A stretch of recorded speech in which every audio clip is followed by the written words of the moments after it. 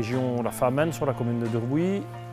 Ici, on exploite une 60aine d'hectares, principalement aux prairies. Le premier levier sur lequel j'ai voulu agir, c'est le pâturage. C'est la vache qui prélève sa nourriture et qui répand derrière elle ses déjections, sans qu'on ait à dépenser 1 litre de gasoil. L'autre objectif, évidemment, c'est qu'en augmentant la période de pâturage, on doit moins stocker de matière. Et le troisième levier sur lequel j'ai agi, c'est en saisonnalisant les vélages, où là, ce sont des vaches qui sont destinées uniquement à allaiter les veaux.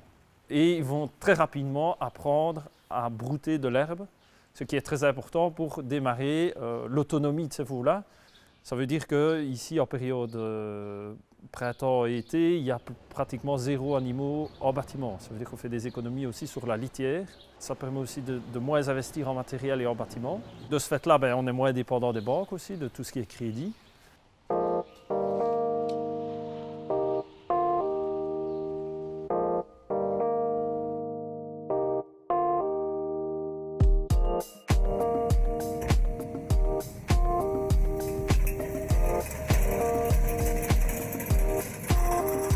Je suis autonome en fourrage, donc ça veut dire tout ce qui est récolte d'herbe.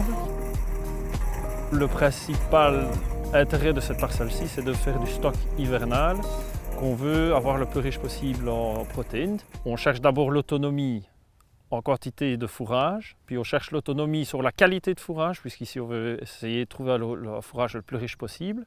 Et sur le global de l'exploitation, on essaye de garantir l'autonomie sur toute l'année. C'est le principe même de l'agriculture et de l'élevage. On travaille principalement, pour ma part, avec des herbivores. Le but, c'était de sortir de ce système que certains prônent, qui est maïs-soja, et de replacer l'animal, le bovin, au cœur de mon exploitation, et de manière à aussi favoriser l'image qu'on a par rapport au public. Et ce n'est pas seulement l'image, c'est la qualité du produit fini qui va ressortir.